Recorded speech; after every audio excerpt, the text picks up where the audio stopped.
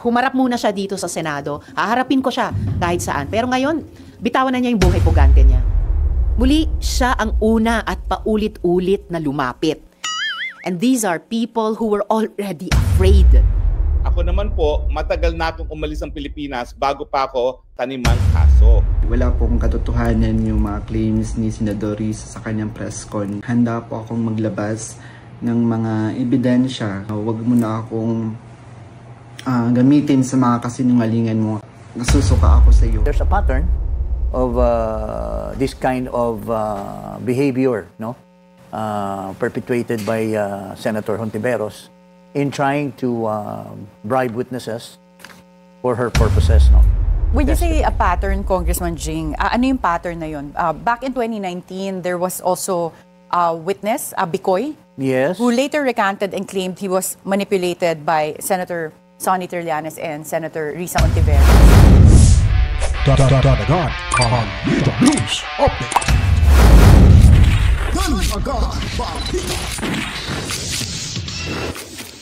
Okay, nagbabalik na ho tayo mga kabitan. Welcome back na naman ho dito sa ating munting bahay. Pasensya na ho, ngayon lang ho tayo nakakabalik dahil ngayon lang ho bumalik at bumuti yung pakiramdam ho natin mga kabalitaan. Anyways, sa ating pag-uusapan naman ho itong si Risa Tanas Hontiveros mga kabalitaan. At itong si alias Rene, Attorney Harry Roque, at lalo na ho si Congressman Jing Peras mga kabalitaan. Dahil nga po sa video ito ay ilalabas ho natin na kung saan itong si alias Rene ay handa na hong banggain ang poder ni Risa Tanas Hontiveros sa kanyang mga pagsisinungaling at paggamit ho sa mga witnesses na kung saan ay gamit ang pera ni Juan de la Cruz. Mahilig para itong mambayad mga kabaitaan ng kanyang kukuning witness para ho ay sa planong pabagsakin yung gusto niyang pabagsaking individual sa ating bansa. At itong si Risa Hontiveros ay naglabas ng ebidensya. Laban naman ho ito kay alias Rene. At itong pagiging oplok ni Hontiveros, hindi alam kung ano ang definition ng pugante.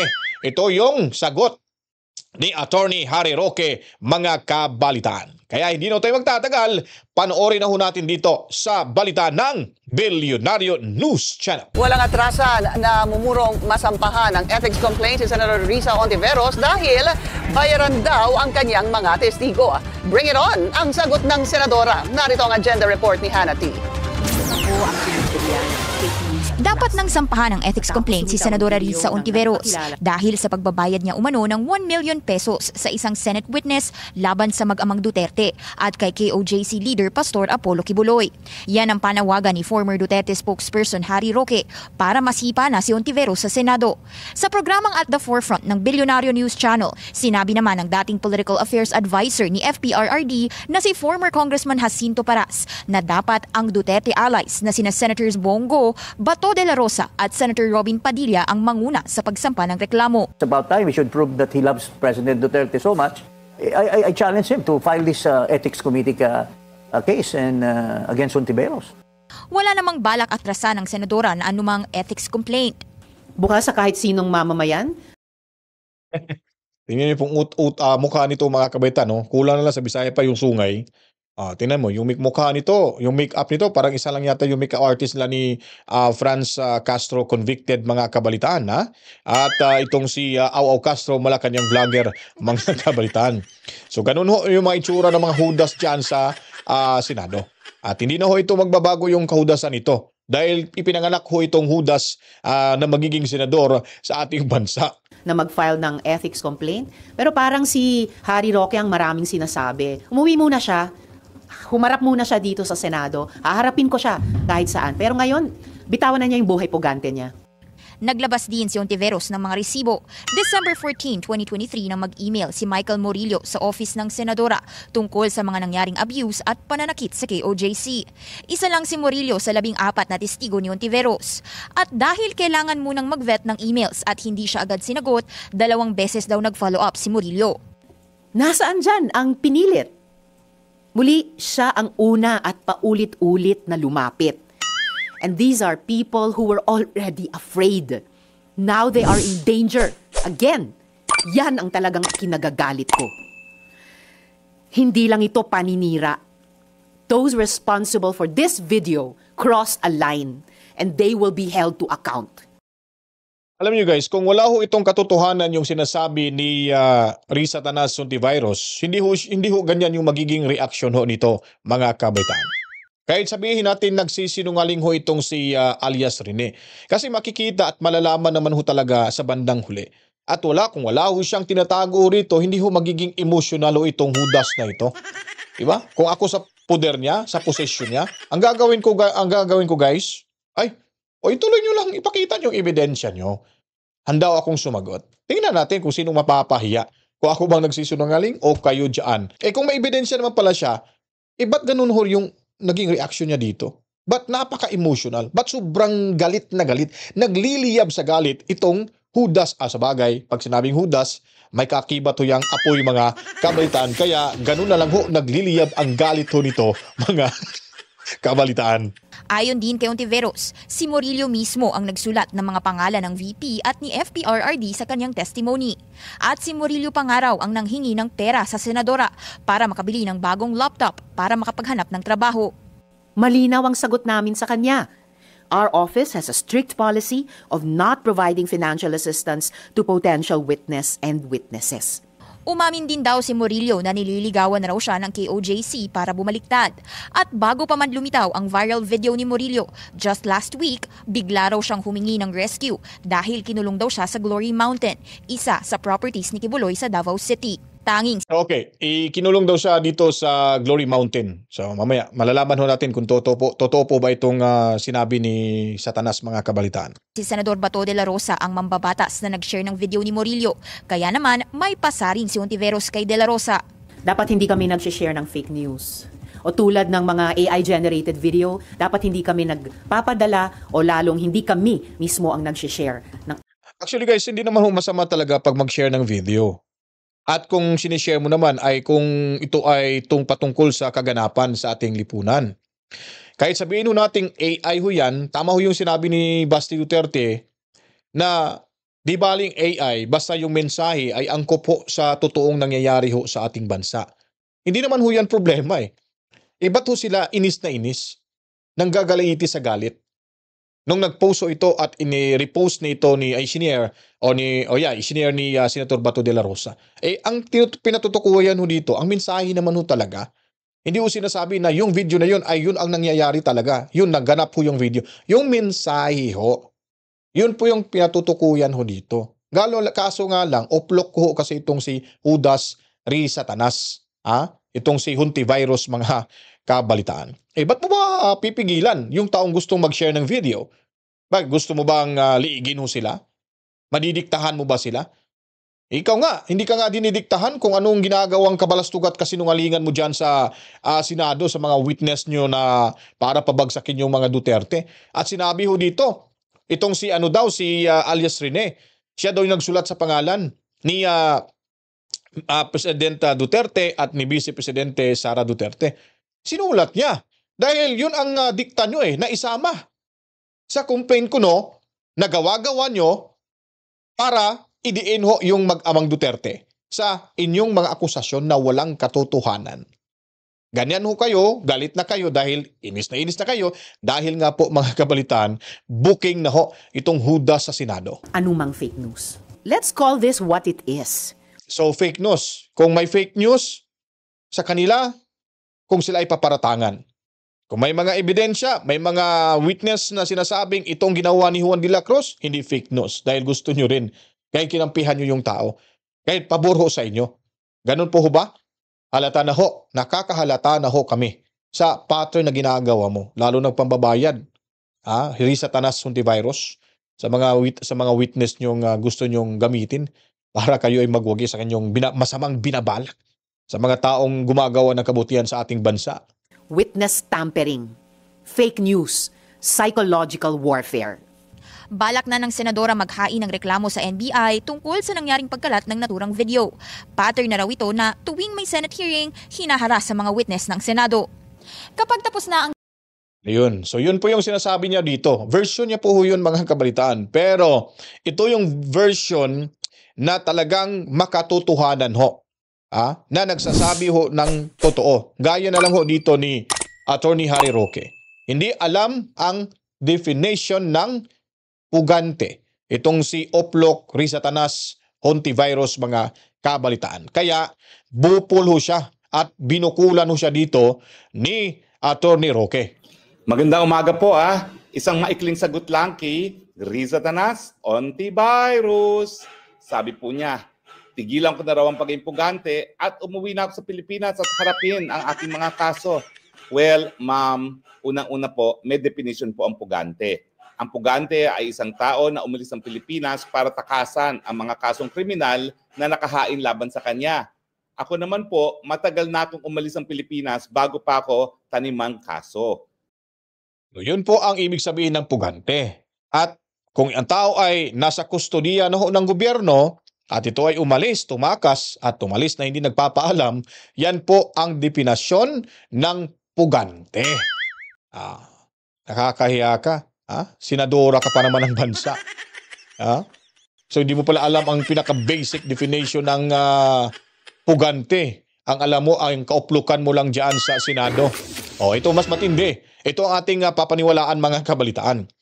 Alam niyo po ho, kasi itong si alias Rene, handa na ho siyang sagutin at harapin itong si Risatanas Hontivirus at handa na rin ho siyang bagsakin, handa na rin siyang titipagin at handa na rin ho siyang tibagin ang poder ni Hontivirus sa pamamagitan ho ng kanyang mga ilalatag na ebidensya bukas makalawa sa mga kasinungalingan nito. At nasusuka na ho yung mama kay Hontivirus sa kanyang paggamit at sa pagiging sinungaling ho mga kabalitaan. Ito ang masakit na sagot ni alias Rene. So pinatutunayan ho dito na talagang itong si Risatanas Hontivirus ay ubod ng kasinungalingan at kahudasan mga kabalitaan. Ako po si Michael Maurilio, si alias Rene.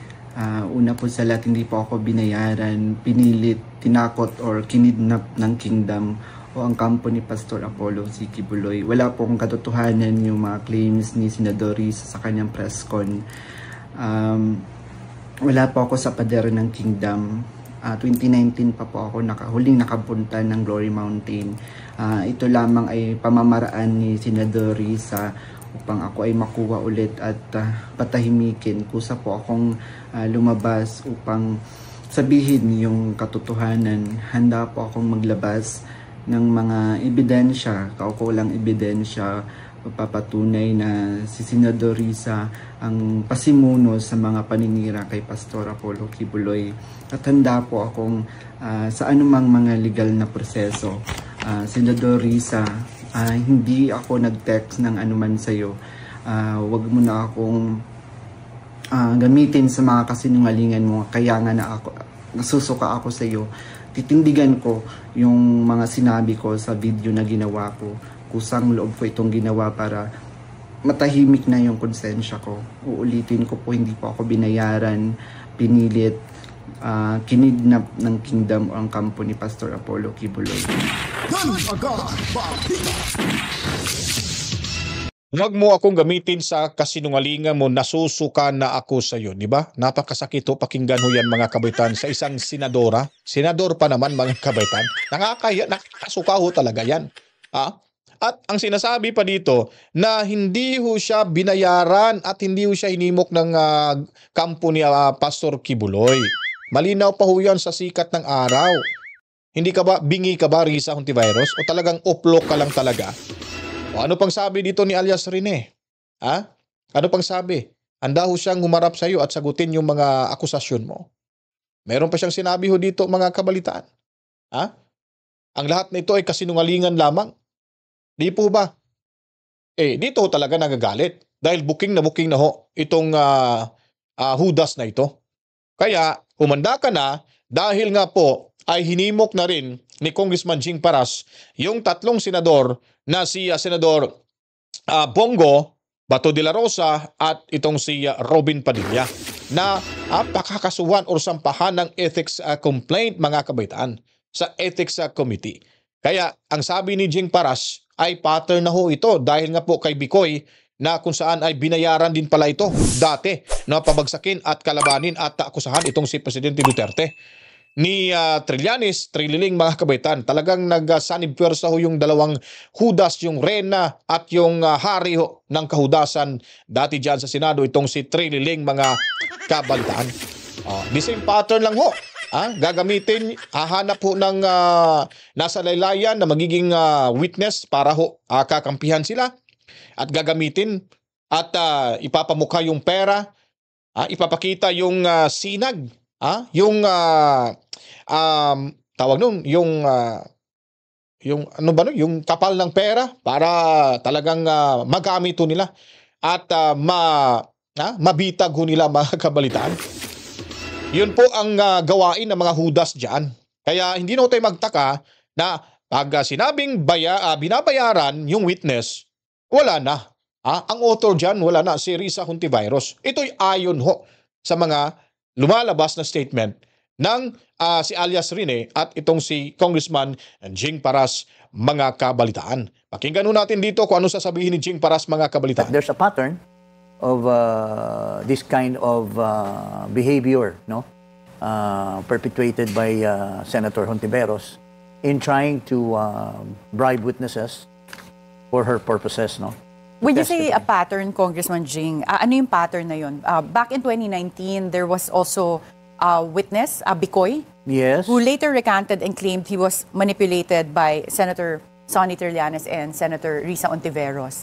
And then in Yes. 2021, you also have this Jaime Vegas who filed a complaint with the Ombudsman and alleged that Senator Risa bribed VJ Almira, who was a witness in the Senate Blue Ribbon Committee Formally. hearing Mga binabayaran nila. Well, as early as, well, I can only speak directly as far as my personal experience on Senator Hontiveros, should I say, Hontiveros.